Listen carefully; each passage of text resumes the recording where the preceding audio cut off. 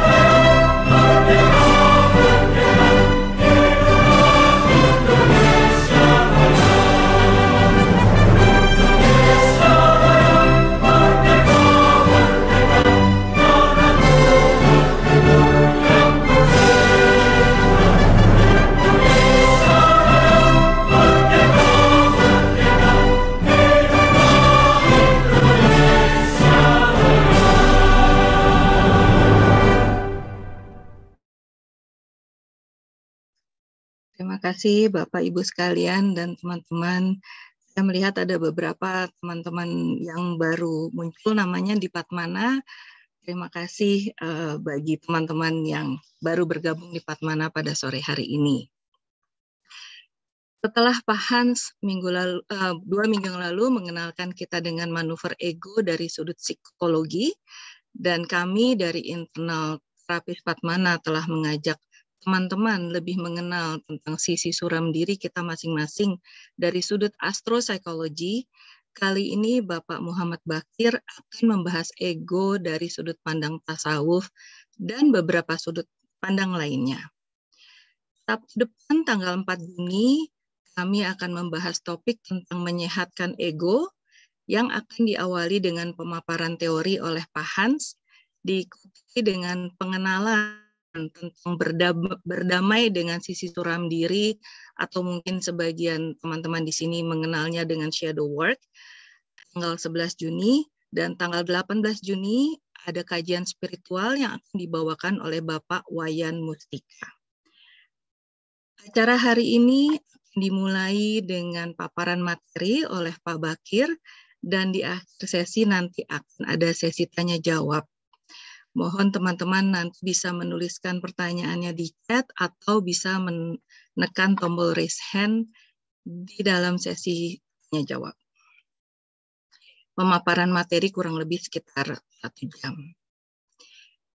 Sebelum mulai acara ini, saya akan membacakan profil singkat dari Pak Bakir.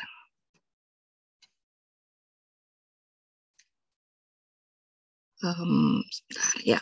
Pak Bakir lahir dan dibesarkan di Singapura, serta menyelesaikan sekolah tinggi seminari di Islamic Seminary Inkom Madrasah Hujatiyah Iran pada tahun 1992 dan mendalami filosofi, teologi atau ilmu kalam dan tafsir. Beliau aktif menjadi pembicara tentang tasawuf di berbagai forum di dalam maupun di luar negeri, seperti di William and Mary College, Virginia, Amerika Serikat. Beliau adalah pengasas Sophia Institute yang bertujuan untuk mengadakan workshop serta kajian tasawuf dan filsafat dengan teman-teman dari Amerika Serikat.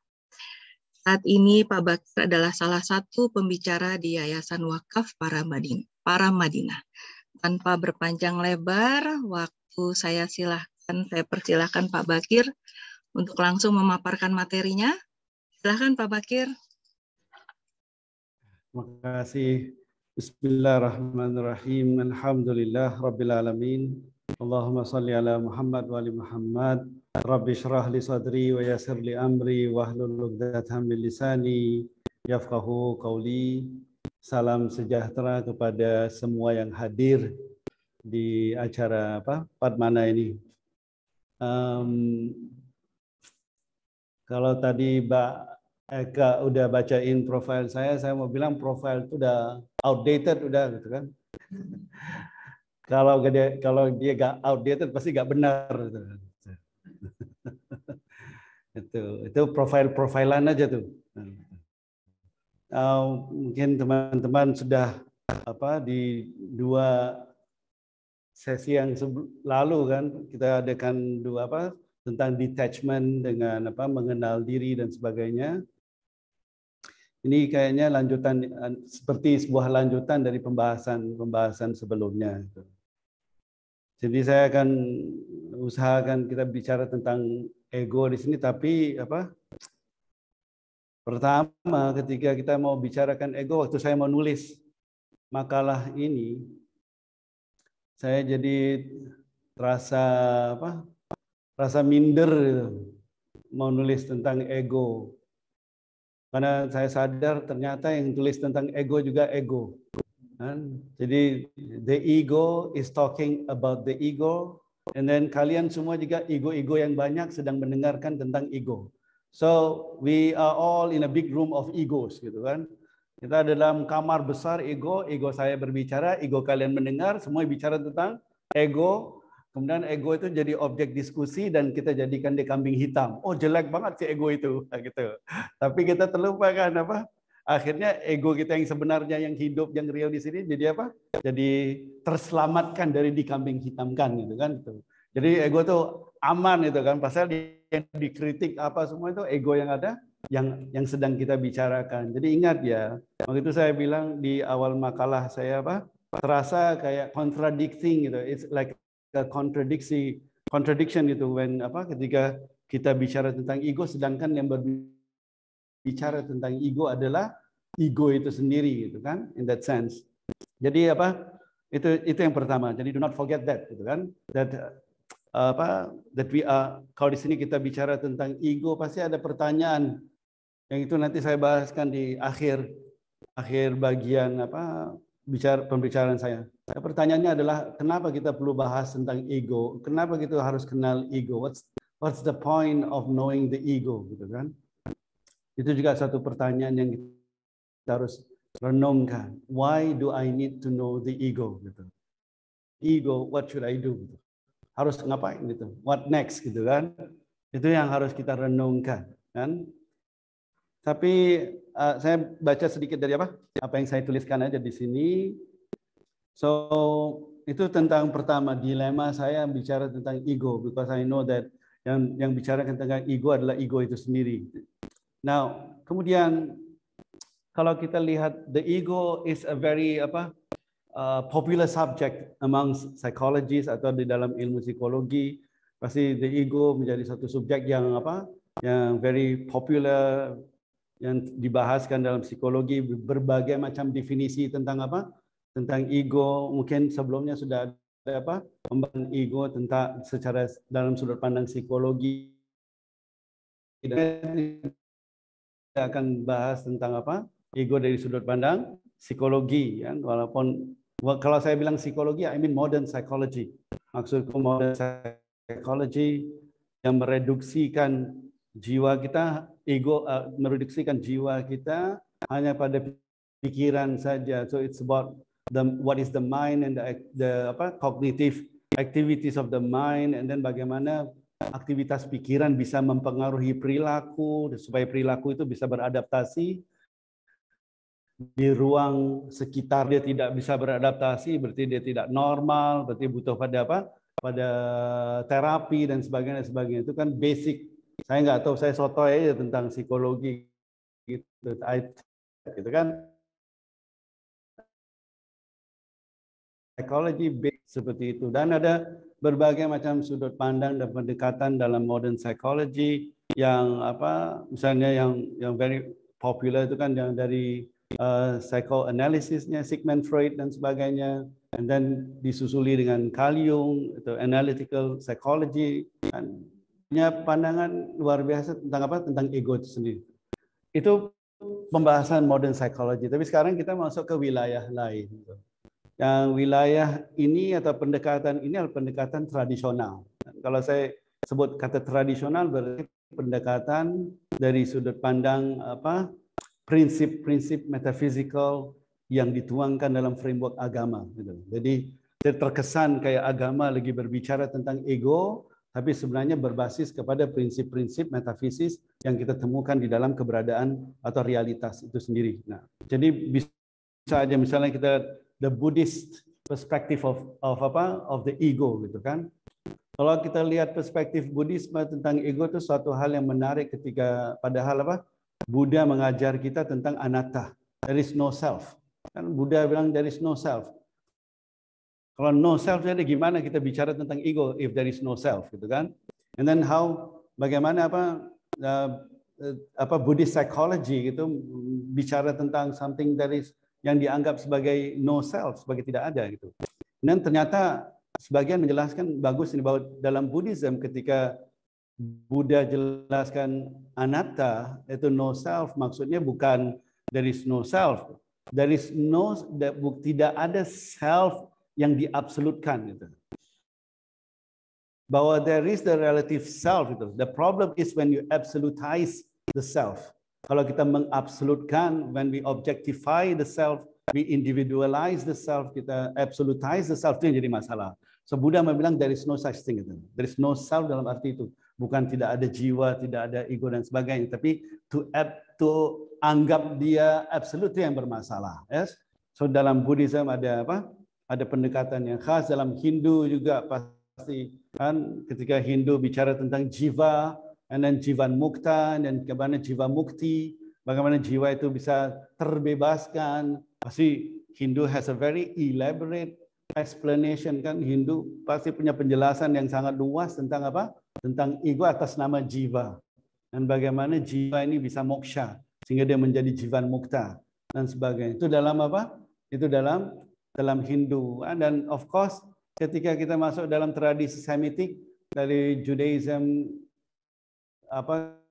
Christianity dengan Islam, approach-nya atau pendekatannya agak berbeda sedikit gitu kan. Approach-nya agak berbeda. Kalau kita lihat dalam Islam, especially tasawuf gitu, itu very problematic, especially ketika berkaitan dengan istilah. Misalnya mereka menggunakan istilah dalam bahasa Arab, jelaskan an-nafs, nafs yang diterjemahkan sebagai jiwa, kadang diterjemahkan sebagai ego, kadang diterjemahkan sebagai diri dan sebagainya. So, many translation atau interpretation with the word nafs gitu. Jadi seakan-akan agak sulit mencari suatu yang equivalent to the word ego dalam Islam. Jadi kita bisa menemukan sebuah kata, tapi kata itu is subject to many kinds of interpretations itu. Jadi banyak penafsirannya dan sebagainya. Ala kulihat, apa yang saya mau lakukan di sini is basicnya dasarku Islam, tapi aku tidak abaikan pendekatan atau pandangan dari Hindu atau Buddhis dan sebagainya. I think that should be the right approach, kan, bahwa kita tidak bisa mengabaikan penjelasan dan pandangan dari agama lain, kan, supaya saling mendukung dan saling melengkapi.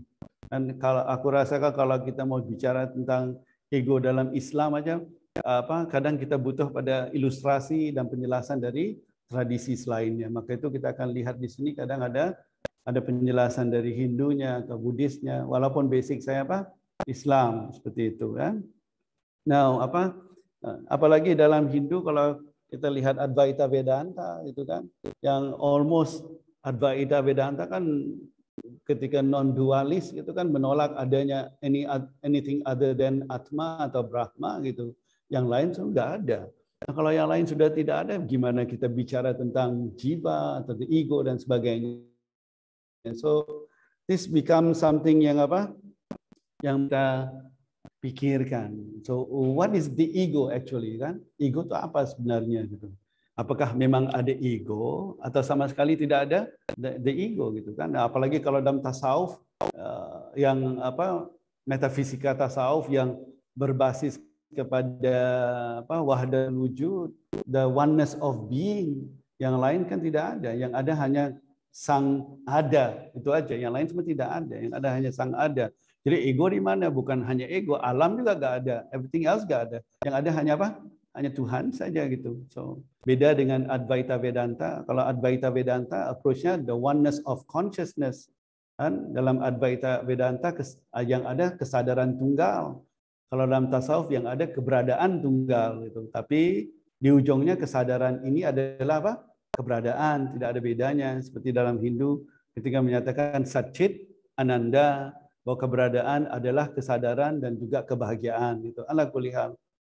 So what I'm saying is that kalau kita masuk ke dalam wilayah agama, it's a big thing gitu. Kemudian kita mau fokus on something particular, yaitu the ego. It's not easy. Yes, it's not easy.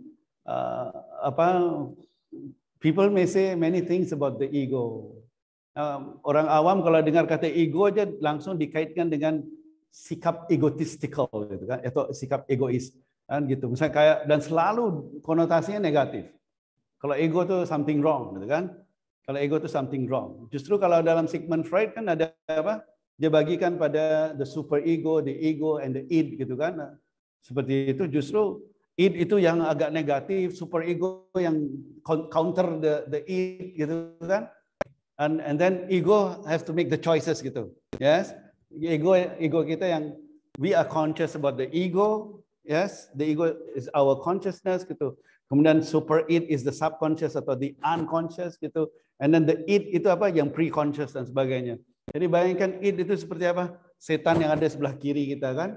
And then super ego is the malaikat yang ada di sebelah kanan kita. The ego is in the middle gitu kan. Jadi ada sisi yang always drives you to for your desires, mendorong kita untuk syahwat dan tidak peduli pada logika dan sebagainya. Ada sisi lain yang peduli tentang kesopanan, logika dan sebagainya. Tapi selalu ada benturan antara dua sisi ini. Ego kita di tengah. The ego is in the middle. And so seakan-akan kita bisa ringkaskan super ego. The id is about what I want gitu. The super ego is about what should I be gitu, what should I want gitu kan. Tapi the ego is dia harus choose between what I want and what should I want. Kan beda itu. The ego harus itu dalam Sigmund Freud gitu kan. Tapi pendekatan tradisional tidak seperti itu. Kan? Pendekatan tradisional tidak seperti itu. So sini saya usahakan ini makalah ini sebenarnya coretan aja ya. Karena saya nggak berani bilang ini makalah. Kalau coretan sih saya berani. Kalau coretan dicoret aja kalau nggak benar. I don't mind kok. Kalau mau coret ya coret aja. It's alright kok, gitu kan. Now, jadi kembali ke masalah ego kan. Di sini saya tulis kembali kepada apa yang sudah aku sampaikan tadi supaya kita tidak terjebak dalam ego. Kan tadi saya bilang yang mau bicarakan ego juga. The ego is talking about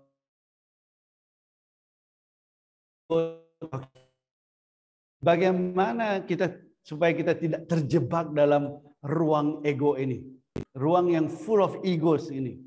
Kan kita mau bicara tentang ego tapi tidak terjebak dalam ego. Kita mau memastikan yang berbicara itu bukan ego, harus something else gitu. So there must be something else di dalam diri kita Yang ketika berbicara tentang ego, dia bicara objektif itu. Yes, dia bicara objektif itu. Seperti itu. There must be something else di dalam diri kita. So, kalau kita mau bicara dari sudut pandang something else, which is not the ego, which is beyond the ego, it's not easy. Itu tidak mudah. Jadi apa yang saya akan lakukan di sini, we will talk about the ego berdasarkan kepada kenyataan. Real things, yes, things that happen to our life and that we have experience of those things. Kita mulai dari sana. Jadi pijakanku adalah sesuatu yang nyata. Kita berbasis pada kenyataan yang ada, yang kita sendiri mengalaminya. Dan kita tidak ragu pada pengalaman yang kita sudah alami. So saya akan mulai dari situ. Karena saya percaya apa? Kalau kita bicara dari sudut pandang kenyataan atau reality itself, atau you can call that facts gitu. Dan kita agak kita sudah mulai menjarak dari ego yang mau dibahaskan. It's not the ego that is speaking gitu kan. Jadi kita mulai dari sesuatu yang nyata di sini. Saya mulai dari kelahiran. Let's talk about kelahiran. Birth. Kalau kita bicara kelahiran, pasti kita bicara dua dimensi. Bahwa kelahiran berarti kita keluar dari satu dimensi, kita masuk ke dimensi lain.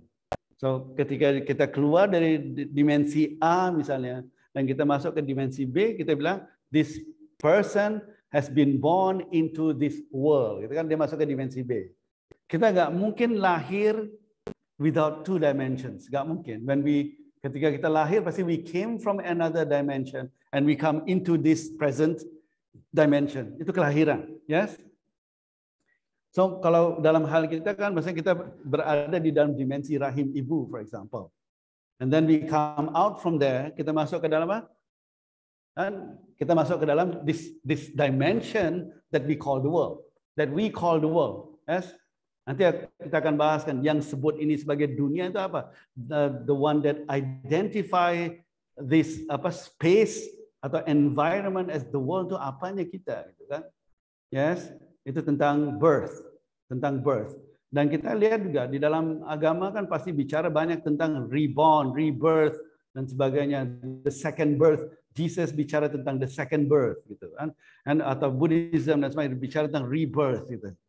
Rebirth gitu. Dan sering dimaknakan rebirth sebagai reincarnation gitu. Tapi there is something more profound than that. Bukan sekedar reincarnate balik di sini kan, something more profound in that gitu. Dalam Islam juga ada something like that, tapi a bit different dalam Buddhism tentang rebirth itu. Ala kulli hal. So itu tentang kelahiran, yes. Tapi yang jadi pertanyaan di sini, jika kelahiran itu kita mulai dari sebuah dimensi dan kita keluar dari dimensi itu dan masuk ke dimensi lainnya, yang keluar itu apa? Yang keluar itu apa? Kalau kita tanya diri kita, ingat gak pada saat kalian berada dalam rahim ibu? Kalian harus bersyukur gak ingat. That you don't have memory of that. Alhamdulillah. Kalau kalian punya memori tentang rahim ibu, kayaknya I don't think that's a good memory for you to keep. Yes? Pasti rahim ibu gelap gak? Gelap atau enggak? Ada memori tentang rahim ibu gak? Enggak kan? Pasti enggak. Alhamdulillah. Coba kalau punya memori tentang rahim ibu. Kan? Now, aku enggak mau mulai perbicaraan langsung jorok, itu nggak mau. I try to control myself gitu kan, insyaallah. Jadi yang keluar dari rahim ibu, aku namakan benda, something that comes out from the mother's womb, kemudian masuk ke dunia ini, yang keluar pasti namanya raga, the body. Yes, this body yang pertama, the body mengalami growth dan pertumbuhan di dalam rahim ibu, kemudian the body comes out of the womb atau rahim ibu masuk ke dunia ini. Yes, the body. Itu ketika itu terjadi, kita bisa sebut itu sebagai kelahiran, tapi lebih tepat kelahiran ragawi atau kelahiran fisik. The body yang mengalami kelahiran dan yang dilahirkan itu. So Dan raga ini, perhatikan, ketika raga itu keluar dari rahim ibu, dia bergerak gak? Dia bergerak. Mungkin di awal dia gak bergerak, kemudian si dokter tampar pantatnya bayi, sampai langsung menangis dan digerak, ya kan? Mungkin awal dia diam, jadi ditampar pantatnya langsung apa? Ada body, ada motion.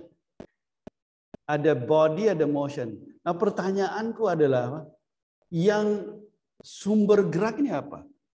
Daya, sesuatu yang menggerakkan badan ini apa? Yang menggerakkan badan itu apa? Apapun, let's call that jiwa. Jadi jiwa dengan raganya lahir masuk ke alam ini kan, dunia ini, dan jiwa punya daya gerak. Al-quwa muharrakah, dia punya daya gerak. Dan dengan daya gerak ini dia menggerakkan apa? Ya badan, tangan, kaki dan sebagainya. Jadi ada sesuatu yang bisa digerakkan karena ada sesuatu yang bisa menggerakkan. Yang bisa menggerakkan itu daya, yang digerakkan adalah apa? Badannya, tangan, kaki dan sebagainya gitu. Yes. So, jadi kelahiran fisik adalah body and motion. Raga dan apa? Dan gerak. Kemudian di samping raga dan gerak ada sesuatu lagi yang namanya apa? Indra. Kan? Misalnya kita mulai mendengar, kemudian mulai melihat dan sebagainya, indranya mulai aktif satu persatu gitu. Berarti dalam jiwa itu ada sebuah daya yang kita mana? Daya indra. Dan daya indra ini bisa beraktivitas lewat organ, lewat alat-alat tertentu, instrumen tertentu. Misalnya. Jadi misalnya jiwa itu bisa mendengar, kenapa? Memang karena dalam jiwa itu ada daya mendengar. Dan dia akan mendengar lewat apa? Sebuah anggota dalam tubuh kita yang namanya apa? Telinga gitu. Yes. Dan jiwa itu punya daya melihat ketika ada sebuah anggota atau organ tubuh kita yang disebut sebagai apa? Mata, maka dia bisa melihat. Now, tapi kadang-kadang ada orang anak lahir yang tidak bisa melihat dan anak lahir yang tidak bisa mendengar. Jadi kita bilang anak itu buta dan tuli. Tapi sebenarnya bukan. Dia tidak kehilangan daya melihat, tetapi daya melihat tidak punya instrumen untuk melihat. Daya pendengaran tidak punya pendengaran. Jiwa itu tetap punya apa? Daya ini punya. Dia punya daya gerak, maka itu digerakkan badannya. Dia punya daya indrawi, daya sensorial, tetapi karena organnya ada division, ada kekurangan dan bermasalah, maka itu misalnya karena matanya bermasalah, jadi daya melihat, daya penglihatan tidak bisa beraktivitas karena apa? Instrumennya bermasalah. Atau daya pendengaran tidak bisa mendengar karena kupingnya apa? Telinganya bermasalah. Jadi orang buta itu bukan karena dia tidak punya daya penglihatan. Orang buta itu karena daya penglihatannya tidak menemukan alat yang bisa berfungsi untuk dia melihat, yang digunakan untuk melihat. Jadi ada jiwa yang beraga, yang punya daya gerak, yang punya daya apa? Sensorial atau daya indrawi. Itu namanya kelahiran fisik. Jadi kelahiran raga yang bersamaan dengan daya gerak dan bersamaan dengan daya indrawi. Tapi di situ belum ada identitas apapun. There's no identity yet. It's just a baby gitu. Nah, maka itu baby kita panggil it atau he atau she. Hah? Masuk panggil it. kan? Jadi apa? Dia belum ada identitas lagi kan gitu. So, tapi maka itu di sini saya tulis apa? Jadi ini jiwa itu kemudian akan meneruskan perjalanannya. Dia akan mengalami kelahiran berikutnya. Kelahiran berikutnya apa? Ketika ada sebuah daya lain yang kita sebut sebagai daya rasional. Dan daya rasional ini mulai apa? Mulai berfungsi ketika dia menemukan sebuah instrumen yang ada pada badan, ada pada raga kita atau tubuh kita untuk dia menjadikan wasilah atau instrumen untuk dia berpikir dan sebagainya. Which is the brain. Itu kan otaknya. Nah, kalau orang tidak punya otak, tidak berarti dia tidak punya akal. Cuma akalnya tidak menemukan anggota badan untuk mengotak, untuk berpikir, gitu kan? Begitu, seperti itu. Nah, apa yang saya sampaikan di sini, nanti kalau kita pikirkan sekali lagi, berarti orang yang tanpa mata masih bisa melihat gak? Dayanya sih ada, tapi dia melihat di dalam dan sebagainya. Ala kulli hal, that's another thing, gitu kan? So, ketika dia mengalami itu, daya rasionalnya yang awalnya sebagai sebuah potensi aja, pelan-pelan menjadi aktual. Daya rasional menjadi aktual, dan seterusnya dalam filsafat Islam atau misalnya dalam filsafat Aristotelian juga menjelaskan bahwa daya akal ini akan menjalani sebuah perjalanan penyempurnaan dalam 4 tahap itu kan. Misalnya awal the potential intellect atau the potential intelligence, kemudian menjadi the predispositional intelligence, kemudian baru actual intelligence, baru nanti the receptive intelligence. Ada 4 tahap yang dijelaskan oleh Aristoteles, kemudian diteruskan oleh Ibnu Sina dan sebagainya. Alhamdulillah, maksudku daya rasional itu mengalami perjalanan penyempurnaan, dia semakin sempurna, makin sempurna, makin sempurna. Ketika terjadi itu, jiwa mengalami apa yang disebut sebagai psychological birth, kelahiran psikologis. Tetapi kelahiran psikologisnya bukan sekedar akalnya aja atau pikirannya, bukan the mind aja, tapi termasuk emotions. Dan jadi ada, I call that kelahiran psikologis dan emosional. Ada both emotions atau expressions of emotions seperti sedih, senang, bahagia, kecewa. Di situ juga ada perasaan-perasaan juga yang mulai muncul. Jadi berarti jiwa has so much potential kan? Ketika dia ada di dalam rahim ibu, potensinya masih terpendam aja kan? Potensinya masih terpendam, belum teraktualisasi. Ketika dia keluar dari rahim ibu, it is time for the potentials to be actualized gitu. Tapi it actualized berurutan gitu kan, based on a natural development of the soul gitu kan. Yang awal pertama yang actualized itu the body kan, the body kan dari janin yang kecil kemudian jadi jadi raga. Itu kan berarti dalam janin itu ada potensi menjadi raga. Kemudian ketika juga ada potensi daya gerak atau bergerak. Kemudian ada potensi untuk mempunyai persepsi sensorial gitu. Kemudian ada potensi akal dan rasional yang juga mengalami penyempurnaan. Kemudian ada potensi emosional. Ketika dia masuk ke dalam dunia ini, all the potentials mulai actualize atau enggak? Semua all the potentials mulai actualize itu. Jadi heboh enggak? The mind heboh, indranya heboh, the body heboh semua. It's like you are moving, you are thinking, you are feeling, and so on gitu kan. Now, itu psychological birth yang melibatkan mind and emotions gitu. Terus sampai situ lagi nggak nih? And then kalau kita teruskan lagi nih. Kan saya mau jelaskan ini seringkas mungkin. Kan I try to explain this seringkas mungkin gitu. Now, di sini saya bilang Pak, ketika the mind appears, daya rasional tadi, daya pikiran, ketika the mind appears gitu.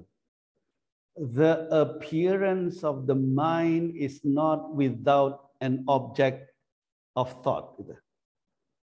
And the mind cannot appear without an object of thought. Pikiran kalau muncul pasti ada objek pikiran. Yes? Ini perhatikan ini kan. The mind appears with an object of thought gitu. Kan gitu. Jadi pertanyaan kita adalah, what is the first object of thought? Objek pikiran yang pertama itu apa? Objek pertama pikiran itu apa? The first object of thought. Mungkin sini untung ada whiteboard. Saya tadi malas mau berdiri. So we start from gini. Ini apa namanya? Rahim ibu. perut mama. Ikan perut mama. Ikan mama. Mama panjang. Ikan perut mama. Ini bukan semar. Bukan semar, ini mama. Dan this is the soul, the jiwa, kan? Jiwa di sini. Tapi jiwa sebagai potensial, kan? Pertama, potensi apa yang muncul menjadi aktual? The body. In a sense, dia menjasad. It bodifies. Ada istilah bahasa Inggris ya, bodification. Kayak the bodification of the soul, gitu kan? Dan dia jadi the embodiment of the soul, the materialization of the soul, kan? Jadi the soul muncul sebagai apa? Body kan di sini. Baby sudah ada kan? Kemudian the body comes out from the apa? Rahim. Yes. So the body, ada body, ada apa lagi? Ada daya, kan? Aku guna daya gerak, ada. Kemudian daya apa? Indra. Yes. Yes. Kemudian followed by another birth. This is the first birth. This is apa? Namanya apa? The physical birth. Kemudian kita mengalami apa? Psychological birth. Why we call this a psychological birth? Nah, psikologi modern kan bicara tentang the mind. So the birth of the mind, yes, the birth of the mind. Di sini ada apa? Daya pikiran, kan? Akalnya atau daya pikiran dan sebagainya. Ingat ya di sini bahwa daya gerak butuh pada badan untuk bergerak. Kalau tidak ada badan kan daya gerak itu potensi aja. Yes. Kemudian daya indera butuh pada apa? Instrumen tubuh seperti mata, telinga untuk apa? Untuk mengalami apa? Actualization gitu. Kalau nggak ada kan dia potensi aja gitu kan. Maka itu daya penglihatan kalau matanya ada defect, berarti daya penglihatan hanya potensi aja. Dia tidak bisa teraktualisasi. Dan di sini daya pikiran itu juga dia butuh instrumen, which is the brain. The mind and the brain two different things kan itu. Nah, daya pikiran. Kemudian ada apa juga? Daya apa? Emotional and faculties gitu kan. Feeling sampai semua kita rasakan.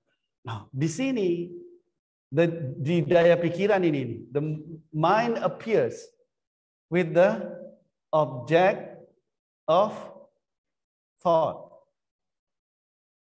Yes. Pertanyaan, what is the first object of thought? Yang pertama itu apa? The first object of thought itu apa? Jelas bukan rumah, bukan apa. It's me. Me. Aku. Yes? The first object of thought yang kita, tapi aku is just a notion, sesuatu yang belum matang, it's just a simple identification of yourself. You say me. This is me. Yes? But this me atau aku lah kan, this me comes together with kita sebut sebagai apa? The world. The world itu apa? The world itu sekitar kita. Kan? The world itu sekitar kita. Nah, sampai di sini kan aku belum bicara tentang ego. This is a natural process ya. This is a natural process dan Al-Quran pun sebut begitu juga. This is a natural process. And dari apa? From the physical birth to the psychological birth, then the mind appears with an object of thought. What is the first object of thought? We call it me. Everyone have their first object of thought as me. Masing-masing punya your own perception of yourself gitu kan. Now, so di sini saya tulis objek pertama pikiran tidak akan jauh dari diri kita sendiri itu sebelum akal atau pikiran bisa sadar kepada apapun, sudah pasti ia akan sadar kepada sesuatu yang diidentifikasikan sebagai aku.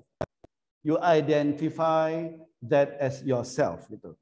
Dan aku ini sudah pasti terkait dengan sekitarnya, which is the surrounding kan, your room kan, sekitar itu, dan kita sebut sekitar kita sebagai apa? Dunia, the world. So kita bisa bilang that my first world is my bedroom. Yes, that's the world that I know. Lebih tepat apa? That's the world that I know. That's the world that the mind identify, atau enggak? The mind identify the I, the mind identify the world. Oke nggak nih? Let me rephrase. Bukan hanya the mind identify the I, atau the mind identify the world. It's the mind constructing the I and the mind constructing the world. Pikiran yang mengkonstruksikan apa? The I. Pikiran juga mengkonstruksikan the world. So the I and the world is the construction of the mind. Is the projection of the mind. Is the creation of the mind. Terserah kalian mau pakai istilah apapun. But it comes from the mind. Jadi kalau kita bilang the I and the world is the product of the mind atau enggak? You take away that mind. Kalau the mind tidak appear, kalau the mind belum muncul, is there an I? No. Is there a world? There's no I, there's no world. But when the mind appears, there is an I and there is a world. Okay, when the mind appears, baru ada I and the world. Nah, pertanyaanku, bisa nggak the I without the world? Nggak bisa. The I is always identified in relation to the world. Nah, seperti kalau orang tanya pada kita, misalnya, kamu siapa? Pasti bilang, saya anak siapa? You relate your I to something else, kan? You relate your I to your parents. You relate your I to the place. You relate your I to where you go to school. Kan pasti ada relation to the things surrounding us. Ya enggak? Pasti kita kaitkan dengan itu. Maka itu the I grows together with the world.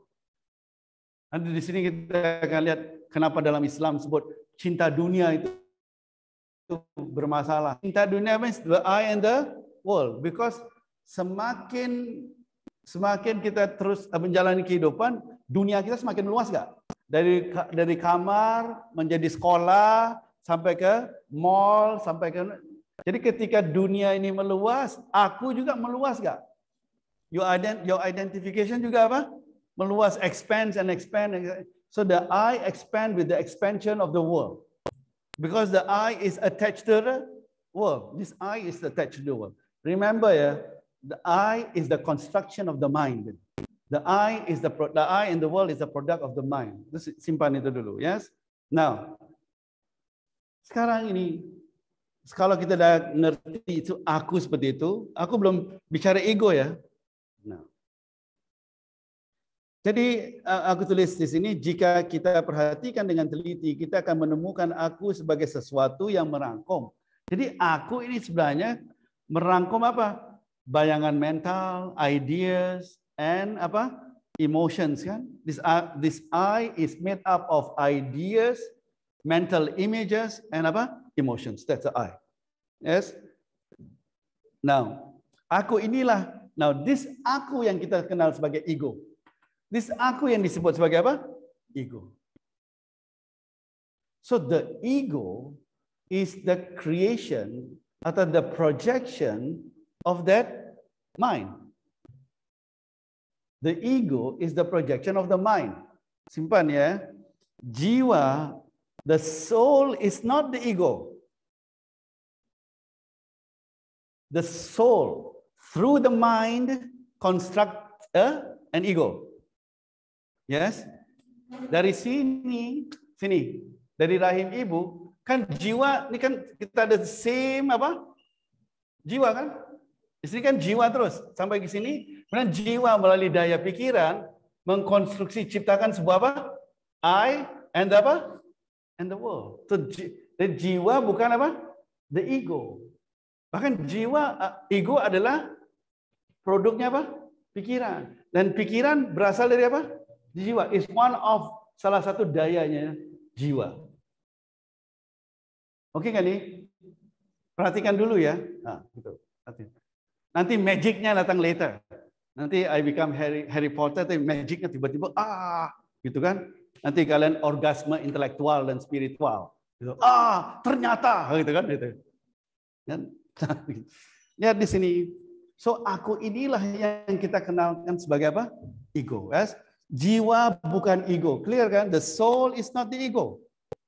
But the soul through the mind constructed an ego and the world. Itu kan? So the world is something in your mind. It's mental. So you live, ketika kita bilang aku sedang hidup di dunia ini, which world? The world in your mind atau the world outside your mind itu. Because ini kita bilang ini buku, ini mobil, ini mahal, ini murah, itu semuanya mental construction atau enggak? Mental construction. So we actually live in the world created by the mind, and the ego lives in that world. Itu simpan ya.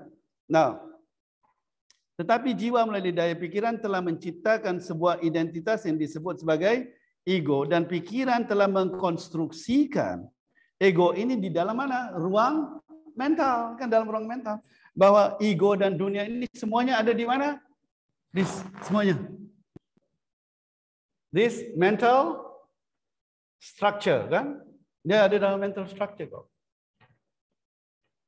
The ego, the I, and the world ada di dalam mental structure itu. Simpan ya gitu. Saya mungkin dalam kelas-kelas sudah bicara tentang ini, but di sini I'm going to say something else gitu kan. Aku ingin berhenti sejenak di sini. Dan kembali untuk menanyakan sebuah pertanyaan yang perlu kita pikirkan. Yes, nih. This question akan buat kita pikir lagi nih. Bahwa di sini kan jiwa ada potensi untuk meraga. Di dalam rahim ibu dia sudah mulai meraga kan, tumbuh sebagai raga. Jiwa ada potensi daya apa? Daya gerak. Ketika keluar dia mulai dalam perut ibu dia sudah mulai gerak atau enggak?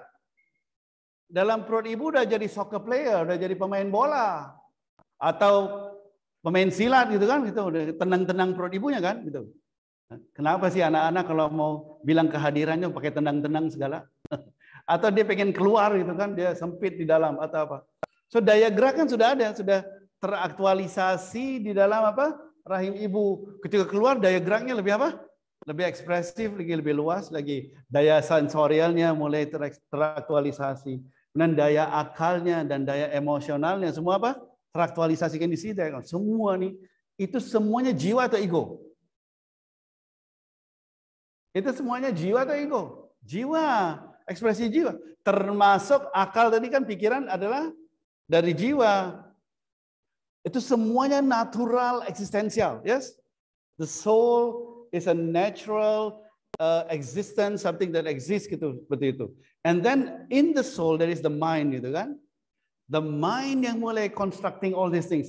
I, the world dan sebagainya itu semuanya in that mental structure dalam ruang mental itu. Sampai sini oke kan nih? Now, the question, pertanyaanku di sini adalah jiwa ini muncul dari mana? Jiwa, this soul, muncul dari mana?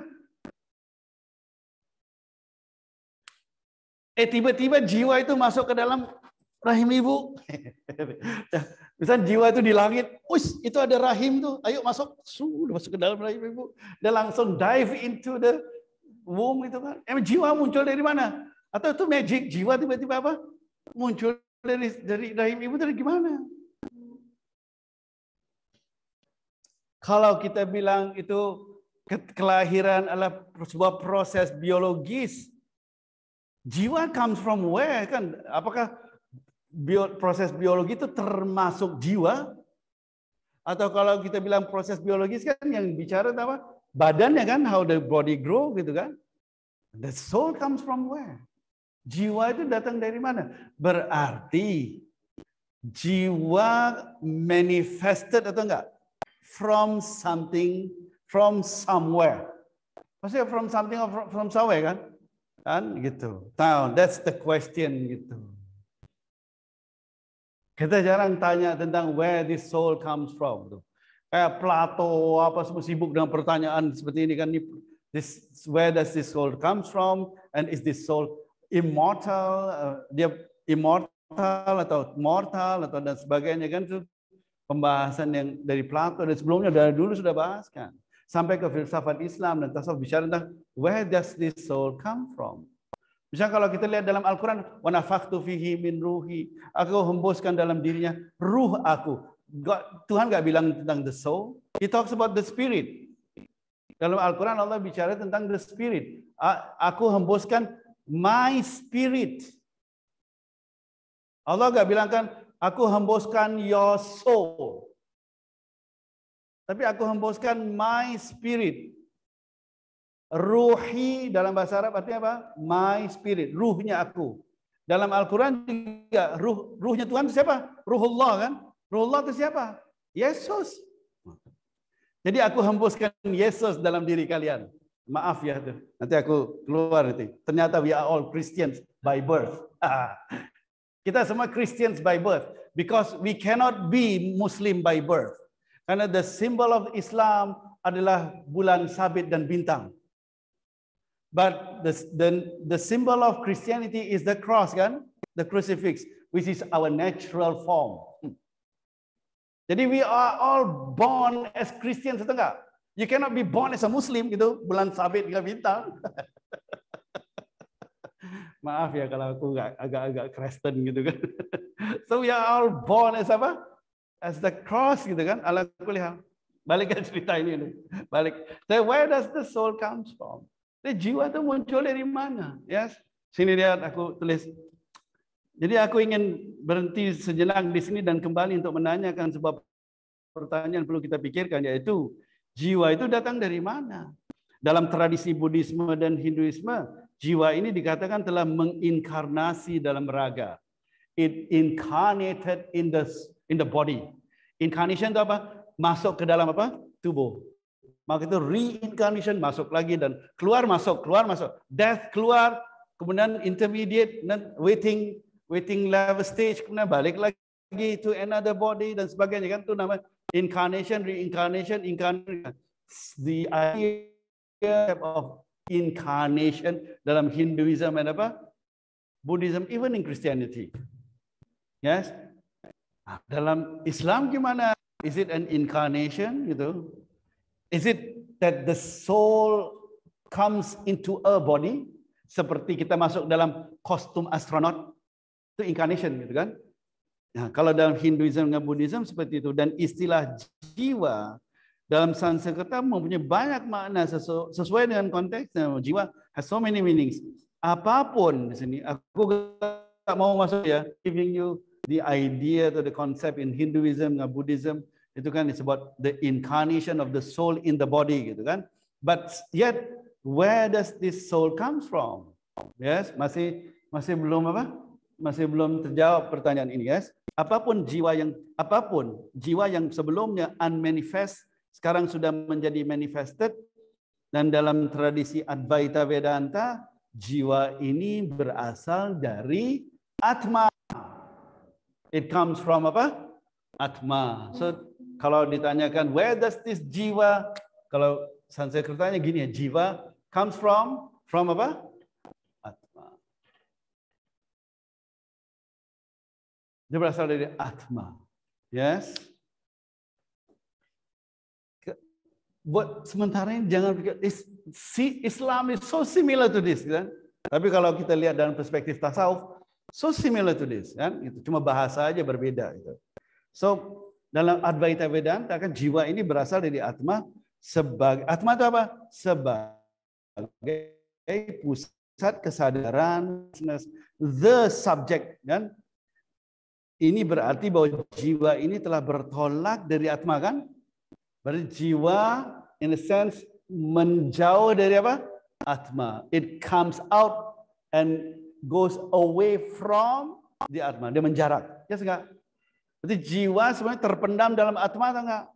Itu nanti ada Rene Guénon bahas tentang the self and the ego, personality and individuality gitu kan. Itu repot nanti aja tuh Rene Guénon bahaskan itu tentang the self itu apa, and the ego muncul dari mana dan sebagainya. Ala kulli hal. So basically di sini kita bilang bahwa jiwa ini berasal dari Atma. Atma ya the self gitu. Atma atau jati diri kan gitu. Sementara ini guys. Dan Atma itu adalah sang kesadaran, pure consciousness. Jadi ini berarti bahwa jiwa ini telah bertolak dari Atma dan mulai menjarak dari Atma ke Budi. Yes. Dan melalui manas, yaitu pikiran dan indras. Dan dia melewati apa? melewati manas dan ini. So gini. So there is something di sini. Ketika atma, jiwa bertolak, ada apa? Budi. Kemudian di sini nanti ada apa? Manas dengan apa? Dengan indras. Indras. Inilah. Di sini apa? Ini ada atma. Di sini ada budi. Di sini manas. Di sini apa? Indra. Indranya kan? Yes? Gitu. Semakin keluar dan keluar. Ini namanya apa? Exteriorization. See? Simpan ini dulu. Jadi ada semacam gerak exteriorization. Menjauhi atma. Yes? Padahal itu ekspresi dari atma juga ya. Jiwa keluar dari atma. Dia mulai apa? Menjauhi atma. Nah, simpan ya. Nah, ia telah menciptakan citam. Itu kecenderungan atau memori kan gitu, and then apa, dan jadi ahamkara, ego, dan jadi apa, ahamkara, jadi ego. Nah, ringkasnya aja kan? Hal yang pasti adalah jiwa menjadi ego, yaitu apa artinya jiwa menjadi ego? Mengidentifikasikan dirinya sebagai ahamkara tadi kan. The soul identify itself as the ego. Maka ego ini muncul pada saat jiwa menjauhi atma. That's the problem. Ketika the soul identify itself as the ego, jadi masalah. Padahal the soul kan bukan the ego. Jiwa is not the ego. When the soul identify itself as the ego, mesti terperangkap atau enggak? Di situ dia masuk ke dalam wilayah dukkha. Dia masuk ke dalam wilayah dukkha. Dan dia harus cari, seperti Buddha ajar kita harus cari sebab dukkha ini apa. Sebab dukkha itu apa? Craving, pengen, keinginan gitu. Dan cari the end of dukkha itu apa? Berakhirnya dukkha itu apa? Liberation kan itu. Dan jalan untuk membebaskan kita dari dukkha ini apa kan? Atau sebenarnya jalan membebaskan kita dari dukkha atau membebaskan diri kita dari craving? Kalau gara craving tadi kan, maka muncul apa? The ego kan gitu. Nah, itu dalam apa? Buddhism. Yes. Now, hal yang seperti yang saya bilang tadi, jiwa bukan ego, tapi the soul identify itself as the ego. Yes, ketika dia identify itself as the ego, all the suffering mulai apa? Mulai muncul gitu. Maka ego ini muncul pada saat jiwa, tapi ego ini muncul pada saat jiwa menjauhi atma atau enggak? Gitu. Ego bukanlah sang subjek yaitu atma dan ego juga bukan jiwa, yes. Tetapi ialah jiwa yang diobjektifikasi dan diindividualisasi. Ketika jiwa identify itself as the ego, berarti apa? It objectifies itself. It individualize itself. Jadi ego. Kan? Maka ego sebenarnya bukan I, tetapi lebih tepat it is me. Kalau bahasa Inggris. So the ego is not the I. The I is the Atma. The ego is me. When you say it's me. Maka itu kan kita di dalam Bible kan I am what I am. Kata Tuhan di hadapan Musa, I am what I am. I kan dia bilang, Tuhan I am me. Tuhan enggak bilang I am me. Me itu kita semuanya. Tapi the I is only one. Nah, setiap kali kita gunakan I, mesti kita menggunakan I tidak pada tempatnya. You use the I of God to identify your me. And that becomes a problem. Yes? Gitu nah. Now, sini lebih tepat lagi ego adalah kecenderungan ke arah objektifikasi. Yes? That tendency, kecenderungan untuk ke arah objectification, and the result of that objectification is the ego. Jadi ada dua hal, tendency and result. Kecenderungan menjadi objek dan hasil ketika dia menjadi apa? Objeknya. Kan? So Mana dia? Objek ini ia adalah nama untuk sebuah kekuatan sentrifugal yang menjauhi esensi sentral. So the ego is a centrifugal motion atau the centrifugal tendency, the centrifugal force. Yes, ada dua force kan, kekuatan sentrifugal dengan apa? Sentripetal. Kalau sentrifugal kan menjauhi pusat. Kalau sentripetal kembali pada apa? Pusat. Maka terjadi putaran roda tadi kan, roda kehidupan. Jadi kalau ada dua gerak ini. Now, lihat di sini. So the ego adalah sebuah kekuatan, dia muncul dari sebuah kekuatan sentrifugal, yes, yang menjauhi esensi atau enggak?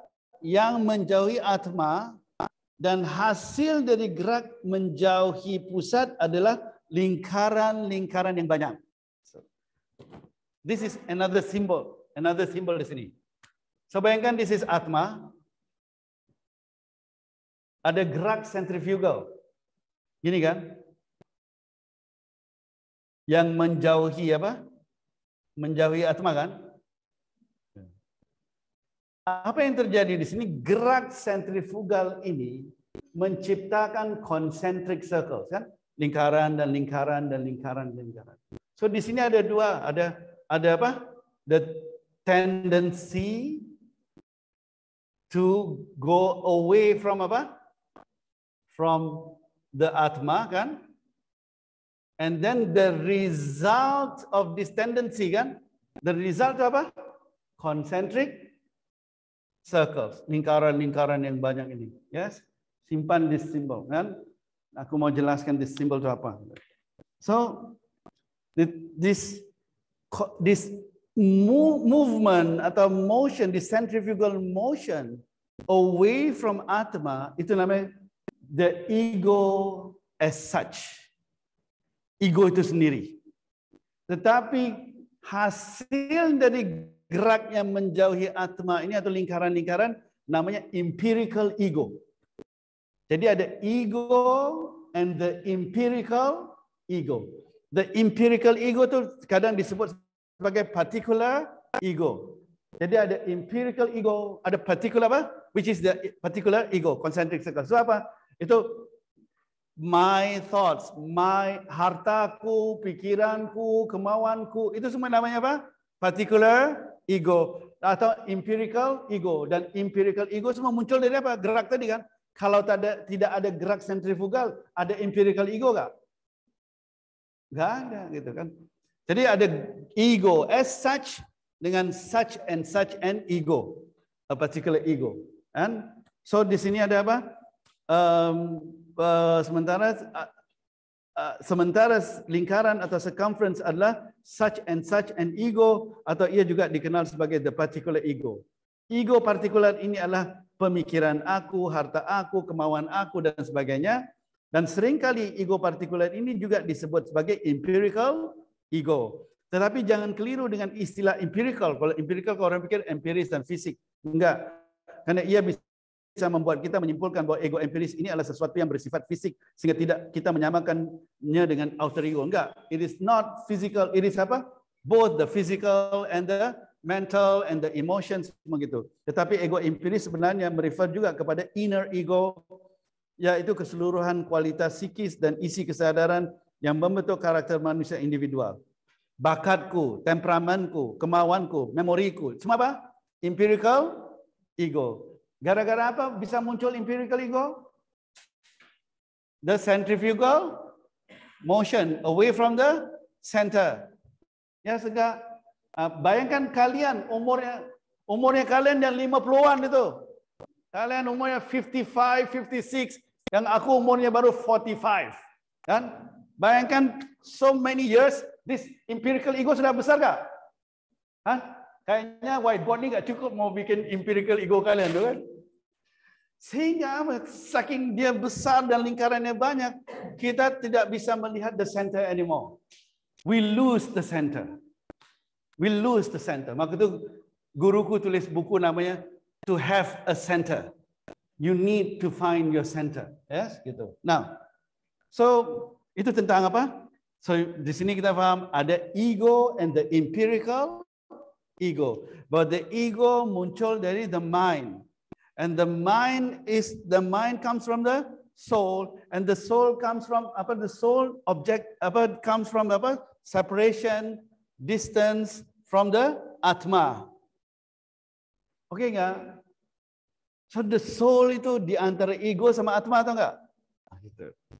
Nah, kadang-kadang kita bahas ini kayak Sigmund Freud aja kan. So ada it kan? Ada super ego di sini, sebelah atmanya, sebelah ego kan the it. Kemudian the mind has to make the choice kan. Walaupun Sigmund Freud bilang the mind is divided into 3, ada 3 ini it, ada id ya, id pakai id super ego dengan apa? Dengan ego gitu seperti itu. Ala kuliah. Nah, lihat di sini. Schwann bilang apa? Schwann bilang when a man turns away from the divine essence, itu atma. Yes. Now, di sini kan kita sudah tiba-tiba menganggap ada something ilahi itu kan. Oh, kalau psikologi kan nggak mungkin sejak kapan ada something divine essence itu kan. Kalau psikologi, Sigmund Freud itu nggak mungkin ada. Dia bilang unconscious. Sigmund Freud bilang itu apa? Unconscious level gitu kan. Oke nggak? Carl Jung juga bilang itu unconscious juga. Tapi ada particular unconscious, ada collective unconscious dan sebagainya. Mereka bilang itu unconscious. Padahal itu conscious atau enggak? Justru atma unconscious atau conscious? Conscious banget, gitu kan? Atma kan conscious banget, pure consciousness. Atma itu pure consciousness, kan gitu. Nah, jadi di sini mungkin aku harus jelaskan di sini. Kenapa disebut divine essence itu kan? Atma. Ya karena before the soul pasti something yang not soul kan? It's not human gitu kan? Pasti something apa? Kalau not human kan jadi divine dong. Dan gitu maksudnya. Itu maksudnya the divine essence.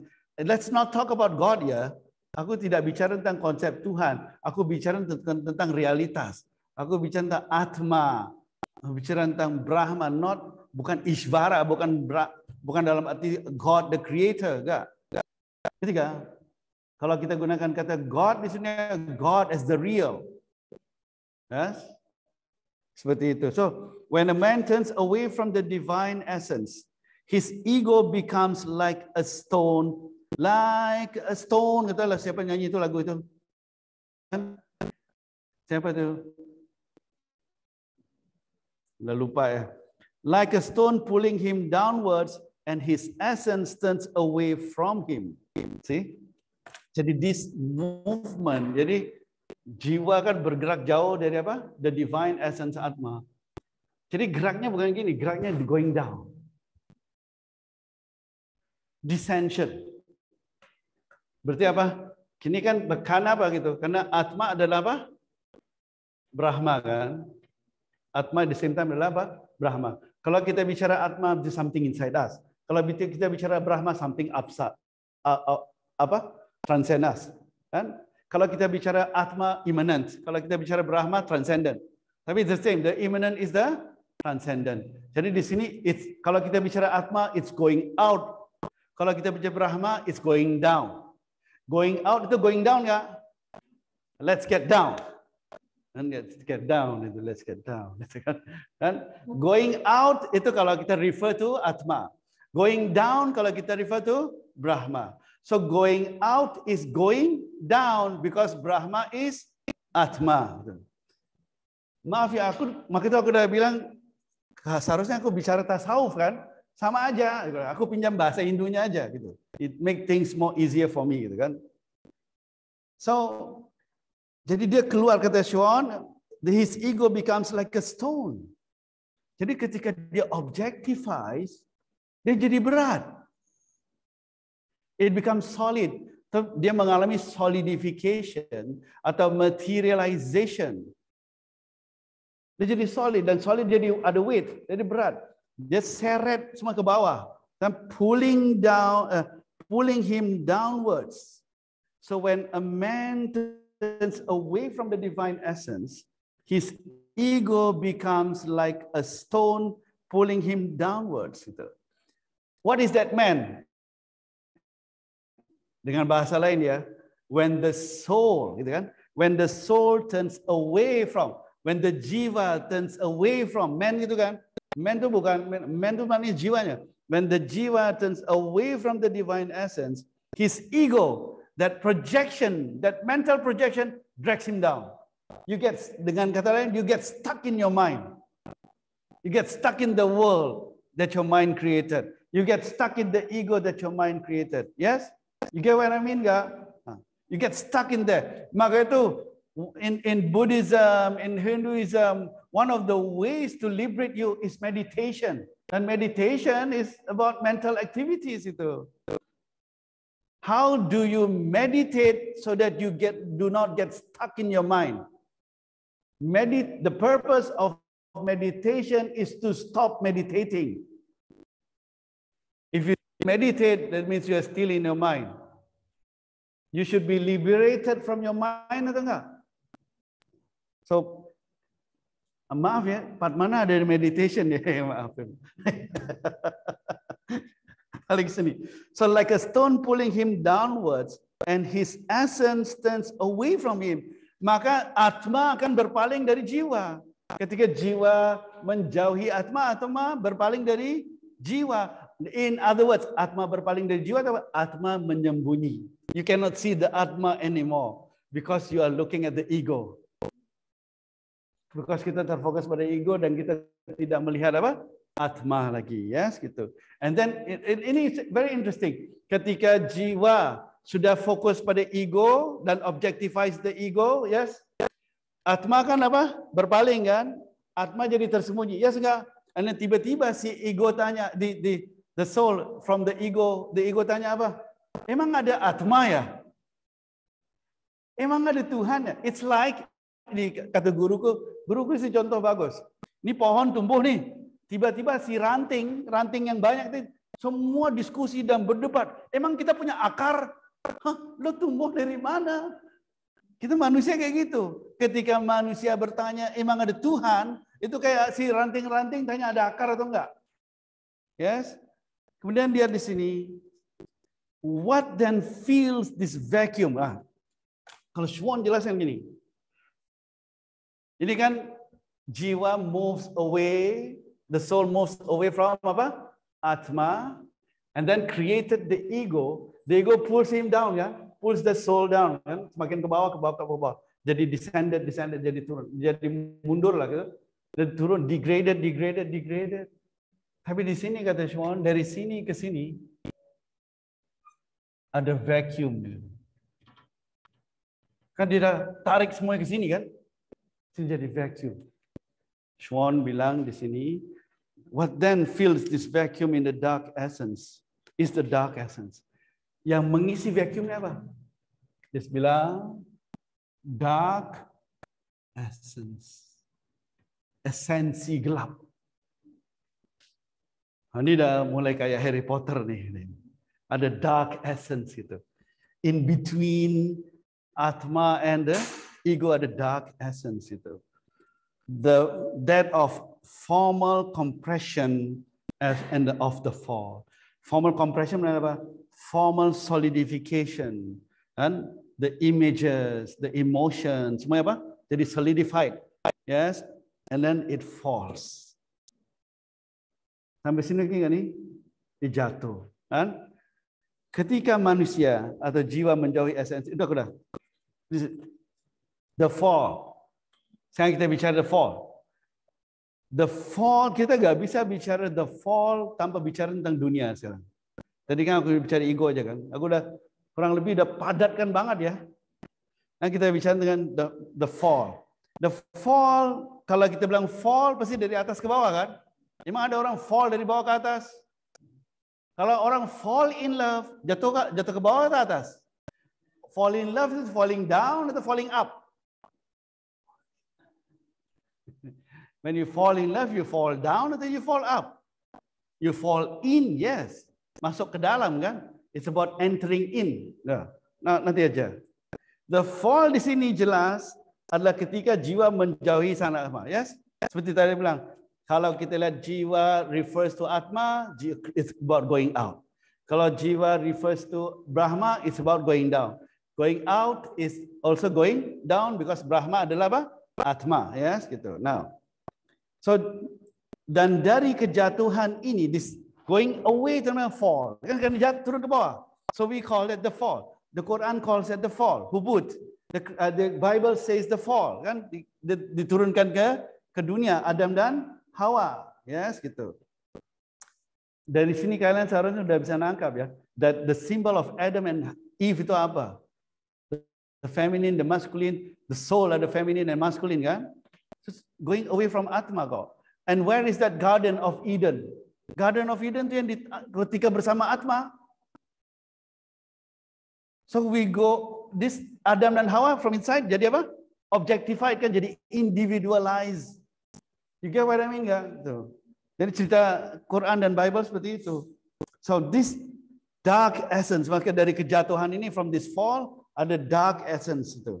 Dan esensi gelap ini adalah individualization dan objectivation of the soul, which is the ego. Kejatuhan berarti ada sebuah gerak dari satu titik ke satu titik, tetapi dalam konteks ini titik itu sendiri adalah hasil dari gerak tersebut, yaitu jika tidak ada gerak maka tidak akan ada titik. Bukan misalnya di sini ada titik di bawah, dia gerak dari satu titik ke titik. Titik itu sendiri dari gerak tadi kak. Nah, gitu. Created by the motion itself. Bukan the motion goes to the point, but the motion creates the point. Oke nggak nih? Itu. Semoga I make sense itu. Make sense ya? Make sense ya? Semoga it make sense itu kan. Maka di sini kita akan menemukan hubungan erat antara ego dan dunia. Dunia dalam bahasa Arab artinya apa? Yang rendah. The fall itu merendah. So in a sense bukan Adam jatuh ke dunia, Adam mendunia. Bukan he falls on earth, he became dunia. Dia mendunia, ngerti gak? Gitu. Dia jadi duniawi. Bukan dia jatuh ke dunia, bukan dari atas jujur, enggak gitu. When he progressive materialization of becoming dunia gitu. Kayak gitu. Yes, dia turun ke bawah gitu. So tidak akan ada dunia yang mana ego akan jatuh padanya kalau tidak ada karena ego. Kalau egonya gerak gak ada, dunia gak ada. Kalau gak ada dunia juga, ego juga gak ada. Together. Maksudnya dia intertwine, dia terjalin hubungan erat atau erat sih? Erat. Hubungan erat, bukan erat itu. Bukan ngurat juga sih. Hubungan ngurat antara jiwa dan dunia, bukan. Antara ego, enggak. Hubungan erat antara ego dan dunia. Gitu. Nah, I have a few minutes lagi, dikit lagi. Now, so tidak akan ada dunia yang mana ego akan jatuh padanya kalau tidak karena ego. Dan tidak akan ada ego yang akan jatuh jika tidak ada dunia, gitu. So ego itu terbentuk dengan dunia dan dunia juga tidak akan ada tanpa ada ego. Schwann pernah menyatakan ini. Another quote from Schwann. The ego is empirically a dream which we ourselves dream ourselves. The contents of this dream drawn from our surroundings are at bottom only pretext for the ego desires only his own life. Jadi apa? Ego adalah mimpi tadi kan? That mental construction, the mental structure, that's the dream. That's the dream. Jadi kita semua hidup dalam mimpi ego ini kan? That's the dream. That the ego lives in that dream. And the ego lives, dia melihat dirinya dalam mimpi itu. That we are so stuck in that dream. Yes, gitu. Aku ringkaskan. So that ego seperti itu, yes. Jadi dunia ternyata bukan sekedar ruang aja. It's not the environmental space. Ia termasuk konteks atau framework di mana ego itu hidup. It's a framework where the ego lives in, externally, physically, internally, psychologically, kan gitu. Dunia juga melibatkan dimensi temporal. Jadi ada ruang dan waktu juga dalam dunia. Kan? Dan temporal dalam arti apa di sini? Time juga is the construction of the mind, enggak? Space juga is the construction of the mind. So we create, this mind creates everything.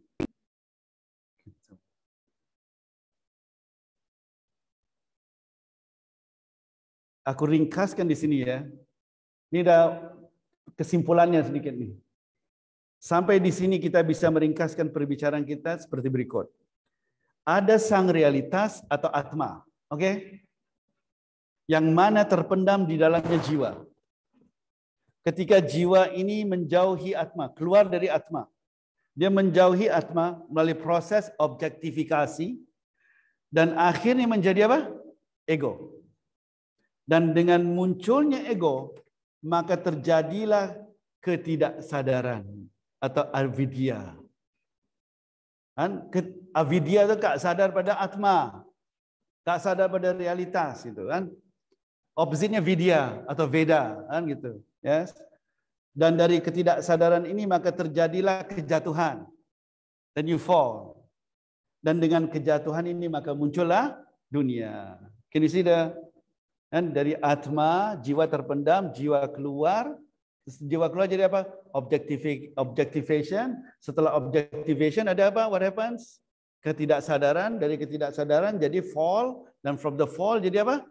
The world. Yes. Jadi semuanya gara-gara apa? Separation. The jiwa separated from the atma. Semuanya gara-gara itu. Dan pertanyaan sekarang, itu sebuah keniscayaan atau enggak? Ya, sebuah keniscayaan kok. Memang sebuah keniscayaan. Tapi you're not supposed to get trapped in that illusion gitu. Jangan terperangkap dalam ilusi tadi. Dalam Al-Quran Allah menyatakan bahwa semua dunia ini adalah permainan. Tapi kalau permainan kalian jangan terperangkap dalam permainan. This is just a game. Tapi kalian serius banget main gamenya. This is just a game gitu. Tapi serius banget main gamenya kan? Iyalah serius banget itu. Serius banget main gamenya gitu. Yes? Now, setelah kita paham ini, this is basically the ego kayak gitu. Nah, di sini jadi akhirnya sebelum kita lanjutkan yang balik ke pertanyaan tadi aku bilang. Jadi kita bahaskan ini untuk apa? Now that you know the ego. So what? What then? What next? What do you do? Aku quote me. Sebagai penutup, I quote from Rumi. Rumi bilang, dalam kehadiran Tuhan, di sana tidak ada ruang untuk dua aku. In the presence of God, there is no room for two eyes. And kamu menyatakan aku, you say I, and God says I. Yes. Kamu yang harus mati dalam kehadirannya, atau dia yang harus mati dalam kehadiranmu kan? One of them harus mati kok. Karena nggak bisa ada two eyes. Either you die in his presence, or he dies in your presence. Itu familiar banget seperti Jesus dalam Bible bilang apa? You die in my name and you will find life. Kamu mati demi nama aku, maka kamu akan menemukan apa? Kehidupan. Jesus said that gitu kan, Allah kuliah. Maka itu aku bilang kan ini tradisional, ada Kristiannya, ada. Kalau Yahudinya masih belum lagi kan, atau ngomong Kabbalahnya nanti kan. Kalau Kabbalah kan ada Ein Sof-nya, kan Ein Sof tampil sebagai apa? Adu ya Rahmanir Rahim, kan? Ein Sof itu the no name, no apa semuanya itu kan. Kemudian tampil dalam bentuk this cosmic man itu, Allah kuliah. So di Rumi bilang, it's kamu yang mati dalam kehadirannya atau Tuhan yang akan mati di dalam kehadiranmu. Supaya tidak tersisa dualitas apapun. Kan? Either one of you have to go. Namun tidak mungkin dia yang mati. Tapi Tuhan nggak mungkin mati. Karena la yamut. Dia hidup dan tidak mungkin apa? Mati. Jadi yang harus mati siapa? Ya ilah lah. Namun tidak mungkin dia yang mati baik dalam alam ini atau dalam pikiran, kata Rumi. Karena dia itu hidup yang tidak mati. Dia punya inayah dalam kadar ini jika memang itu mungkin. Kalau itu mungkin sudah pasti Tuhan akan apa? Akan mati untuk kalian. Tapi nggak bisa. Tetapi karena kematiannya adalah mustahil, maka kamulah yang harus mati. Supaya dia bisa mentajali padamu dan dualitas akan terangkat. And the duality will disappear, gitu kan? Now, jadi di sini aku tulis ini tentu sekali Kalau orang tanya what next gitu. What should I do? Sekarang apa? Pasti ada orang jawab, ayo kita harus bebaskan diri kita dari ego. Yes? Pasti ada satu jawaban apa? Kita harus bebaskan diri kita dari ego gitu kan. Kembali kepada asal kita, kembali ke atma. Yang bahasa Al-Quran apa? Inna ilaihi raji'un, sama aja kembali. It's about the returning. The spiritual journey is not progressive, it's not retrogressive, it's a returning. It's not progressive, it's not retrogressive, it is a returning. Al-Quran talks about the returning. The books talk about return. Kan? So returning to the Atma. Pasti ada orang yang akan bilang gitu kan. I'm sure kalian juga sudah pernah dengar itu. Orang-orang kita harus kembali. Kita harus bebaskan diri kita dari apa? The ego. Ya setengah satu. Atau mungkin saja ada orang bilang, ngapain juga bebaskan diri kita dari ego? Biarkan aja ego tadi. Bahkan kita affirm the ego. Strengthen the ego. Make the ego jadi sesuatu banget. Ya setengah. Itu juga ada sisi lainnya. Yes, gitu. Now, dan jika memang ego itu sebuah ilusi, ya juga sebenarnya, mereka akan terus membiarkan ego ini hidup dan mengusahakan agar ego hidup sebagai sesuatu yang baik, ego yang baik gitu kan dan sebagainya. Tapi masalahnya ego itu kalau memang ego itu ilusi, masalahnya dia bukan sekedar sebuah ilusi, tapi dia ilusif. Kalau dia sudah ilusi nggak apa-apa. Oh kita deteksi itu ilusi, kita hapuskan. Tapi dia ilusif, dia bisa apa? Dia bisa kabur kan? Yes. Setiap kali kita mau hajar dia, mau hapuskan dia kemana? Dia balik ke sini. Kita pikir wah egonya udah hapus, balik egonya ke sini. Kita keserupan ego. Everyone in this world keserupan ego, atau enggak? Kita keserupan ego. Kita pikir egonya udah kabur. Ya, padahal ego ke sini. Now, jadi di sini aku bilang, aku tidak bisa membuat pilihan ini untuk kalian. It is your choice, not my choice for you. I don't choose for you. It is your choice. Tetapi kalian yang harus menentukan pilihan kalian. Yes, either you keep the ego or you free yourself from the ego. Yes, atau I want to keep part of the ego. Boleh enggak? Sebagian yang enak-enak I keep, yang enggak enak I don't keep. Itu mana tuh? Dan jika kalian memilih untuk membebaskan diri dari ego, maka barulah kita bisa melanjutkan perbicaraan kita tentang jalan pembebasan. The path of liberation itu apa? Dan di sana kita akan bicara tentang ego and God. Di sini kan the ego and the world. Tapi aku belum bicara the ego and God. Atau the ego and the self. Itu nanti aja. Biar Padmana ada acara lagi tentang the path of liberation, where the soul is not attached to the ego, tapi the soul detaches from the ego and returns to Atma, and that needs a discourse juga kan. Pertama what it means, detachment and liberation itu apa, dan kemudian apa? Kemudian how do the path jalannya gimana sehingga jiwa jadi mukta. Jadi jiwa mukta, yes, jiwa moksha. Kan? Sekarang jiwa apa? Jiwa terpenjara, attached kepada the ego. How does the jiwa liberates from the ego sehingga dia moksha. Jadi moksha maksudnya gitu, liberated from this ego gitu. Now, when you di sini for the liberation of the soul atau jiwa, kita butuh pada bodhicitta. Bodhicitta, cita itu apa? Cita itu cita-cita, tendencies, kecenderungan, motivasi. Jadi bodhicitta, cita yang enlightenment. Jadi motifnya apa? Enlightenment gitu kan. Kembali kepada apa? Kembali pada Atma. Itu namanya liberation. Oke enggak? Akhirnya kalau kita lihat di modern psychology itu ada this person is a Buddhist, an American Buddhist tuh. Namanya Mark Epstein. Dia berguru sama Jonathan Epstein itu kalau salah, dengan Jack Confield apa segalanya. dia buat penelitian psikologi gitu kan, dan melihat bagaimana Buddhism bisa berperan dalam apa? Psikologi gitu. Modern psychology gitu. Dan dia menemukan ini bahwa modern psychology it's about digging the soul. Modern psychology is about digging the soul. Sedangkan traditional psychology seperti Buddhism, it's about opening the soul. Jadi ada perbedaan antara digging the soul and opening the soul. Digging the soul, kita gali jiwa dan kita menemukan apa? The darkness, kegelapan. Yang kita sebut, oh, this is called depression. This is called anxiety. This is called apalagi itu schizophrenic. This is called, itu modern psychology. It's all about the darkness.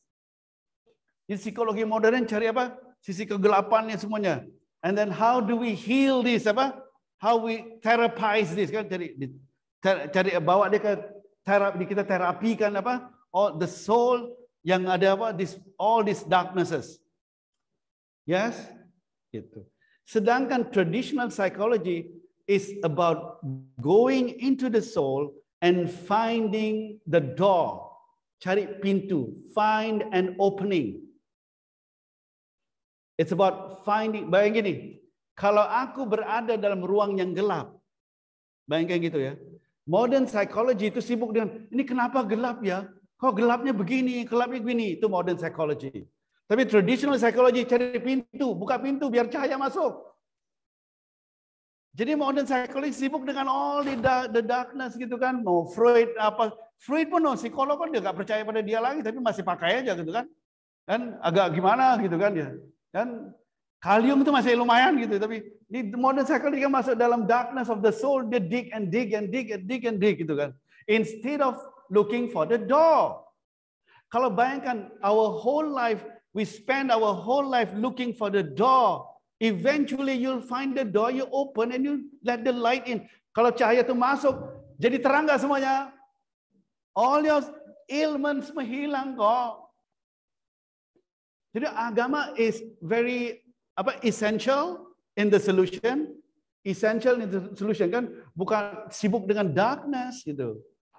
It's not about digging the soul, it's about opening. It's about finding an opening in that soul.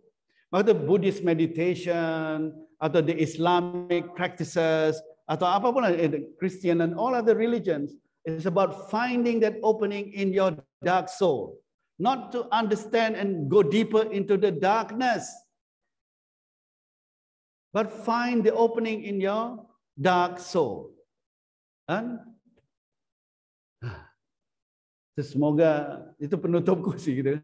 Semoga we understand this. And there are many things to talk about. Dan semoga at least kalian get an idea of what apa dalam coretan yang ringkas ini kan.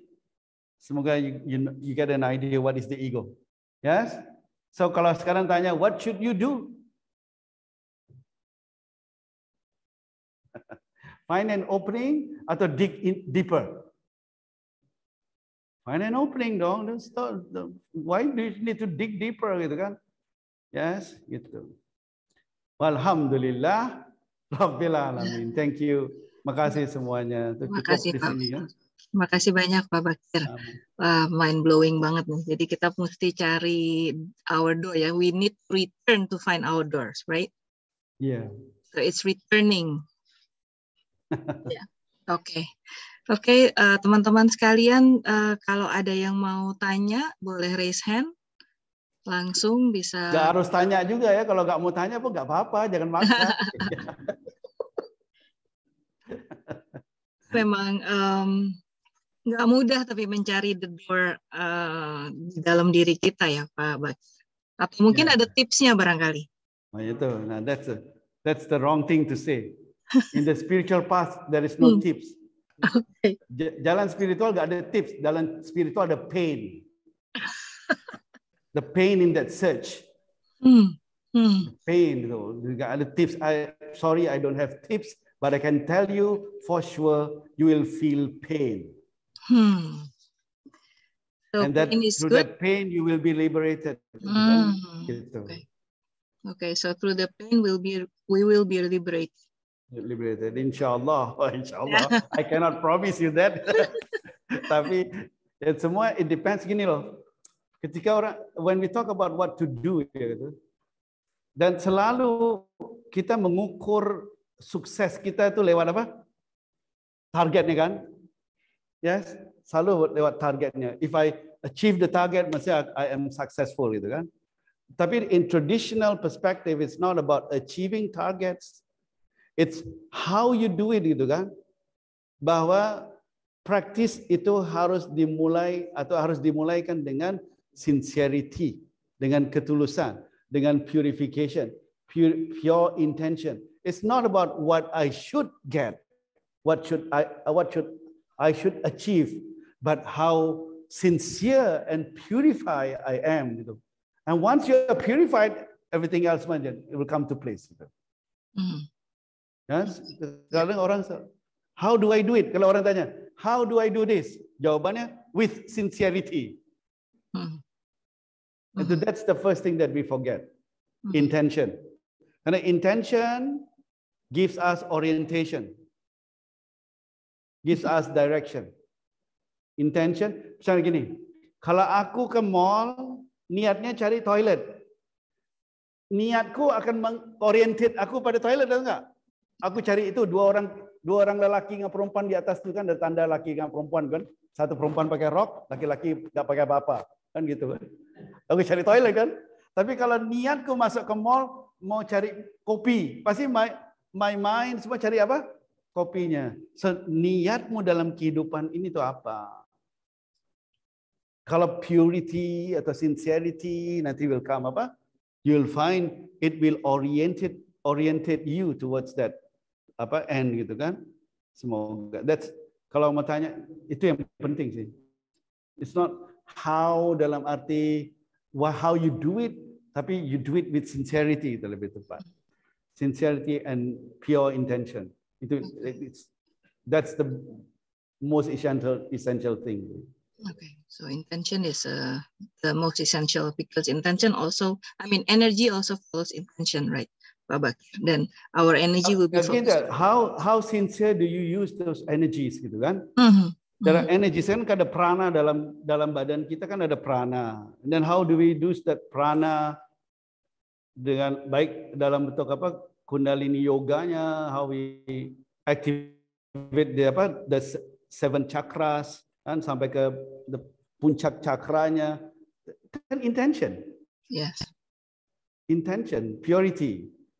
Kan kalau kundalini yoga itu kayak kalau memahami kundalini yoga itu kayak pertama kalau kita bisa paham pilgrimage. Pilgrimage itu kita ke temple. Dalam temple ada deity. Kan ada berhalanya. Berhala kan simbol of apa? Of the divine, yes? So kita harus bersimpuh pada the deity to get blessings from the deity so that aku bisa jalanin kehidupan ini purely. Ya kan? Jadi mulai dari cakra yang paling di bawah itu one temple.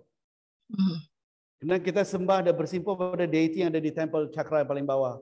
Supaya dapat blessing kita masuk ke cakra berikutnya. Dan kita bersimpuh di sampai it's a pilgrimage batin. Yes. Sampai kita menemukan apa? The supreme identity. Kan sampai ularnya bangunlah. Ularnya kan lagi bobok sekarang kan. Ular semuanya kan lagi bobok. So, ular itu luar biasa, so powerful ya istilahnya gitu.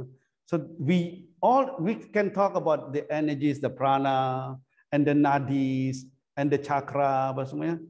Tapi yang penting itu sincerity sih. Okay. Yeah. Ya, yang penting sincerity. Where you bring these things, gitu kan? Mau kemana dengan kundalini yoga? Misalnya mau kemana gitu? Ya. Yeah. Baik Pak Bak. Ini ada. Aku sotoy aja ngomong kundalini yoga. Oh. Ada yang mau tanya, Sabrina silahkan. Yeah. Okay. Thank you, Mbak. Pak, I would like to ask a question.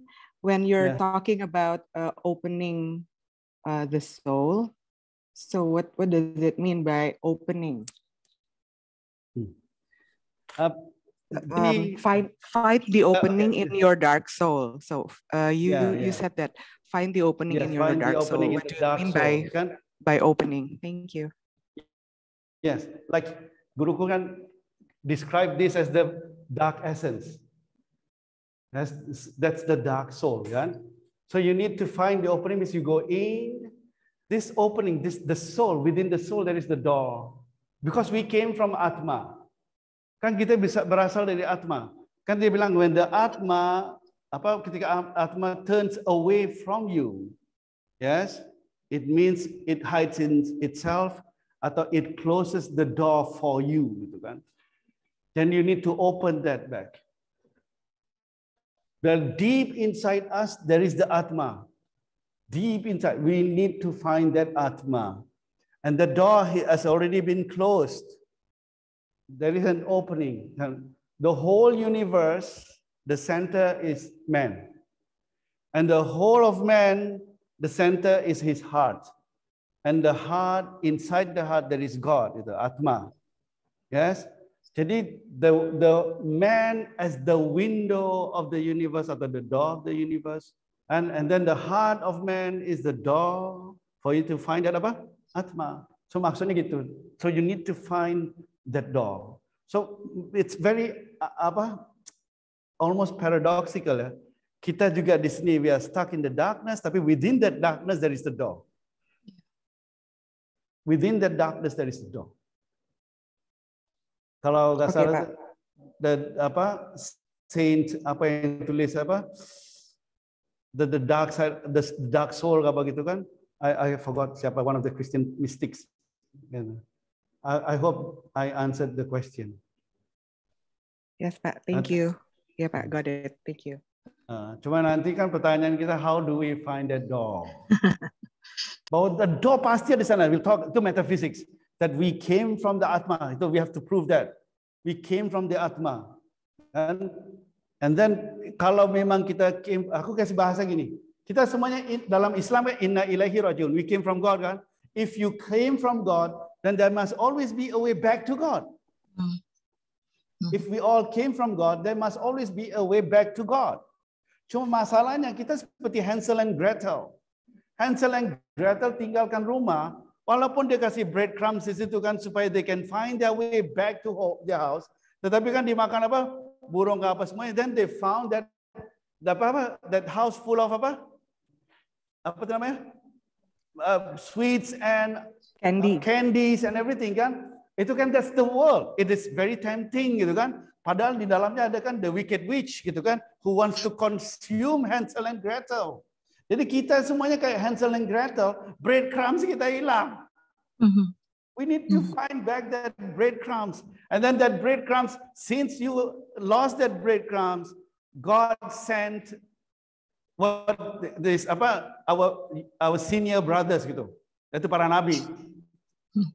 Kan si kakak-kakak datang, ada kakak namanya Yesus, ada kakak namanya Muhammad, bilang, "Dek, pulang, Dek," gitu kan. Pulang kemana bang? Ini kan rumah bang. Dia kan senang sama candies dan sebagainya. You feel so at home di situ.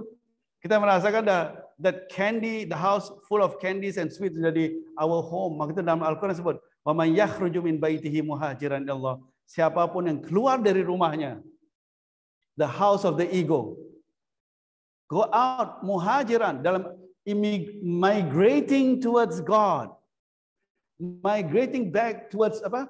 Toward the Atma. That's very, very how do I say that ya? If we came from God, pasti ada a way back to God, atau enggak? Yes. We have lost that way. Kucing aja lempar kemana bisa kembali? Anjing aja, manusia hilang nggak bisa kembali gitu kan? Oh we lost that way. Maka itu ihdina siratal mustaqim, show us the way. Kita yang hilang kalau Tuhan, kalau kalian jadi Tuhan bilang apa? Lo yang hilang jalan, lo sekarang show me the way, show the way. Kan? Yang hilangkan jalan, breadcrumbs siapa? Maka itu do not, lain kali kalau kalian datang dari atas, jangan lupa breadcrumbs-nya. Hansel and Gretel is a profound what we call tale gitu kan? All tales tells truth gitu. Science is superstitious. Stories are truth. Gak apa-apa, masalah lain. Maka itu the whole sacred book apa? About stories, not about science. Maksudnya kebenaran tapi dibungkus dalam bentuk cerita. God is a storyteller. So we need to find back that door. To the next, kalau ada, the opening door, the open door. Where is that open door? So the next, mungkin the next topik jadi gitu. The open door. Okay. Yes? Yes. Baik. Ada lagi yang mau bertanya?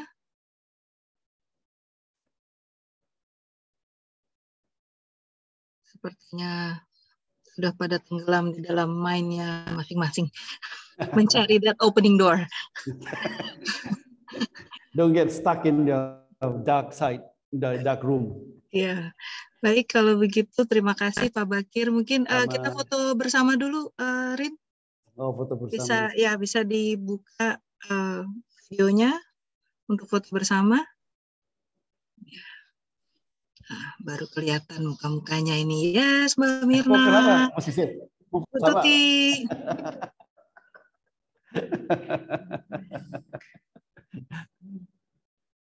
Kasih Baba ya, Rin. Pak Bunce. Baru kelihatan. Hitung ya. Lagi ajan juga nih. Bentar ya, hitung ya. 1, 2, 3. Satu lagi, satu orang lagi. Ada Nabila, ada Dauri. Sudah, terima kasih. Terima kasih semua Bapak Ibu dan teman-teman. Terima kasih banyak Pak Bakir waktunya. Terima kasih Mbak Eka. Terima kasih Ririn. Terima kasih Bapak Ibu dan teman-teman semua. Terima kasih semuanya. Terima kasih semua, makasih. Semoga we all find that door. Yes, thank you. Any one of you find the door, tell me how to find the door. Jadi aku juga bisa ketemukan. Oke. Ketemunya di gedar-gedar ya. Thank you. Oke. Terima kasih banyak Pak Bakir. Terima kasih semua. Sugeng Dalu. Terima kasih. Terima kasih Pak Bakir. Ya, teman-teman sampai ketemu di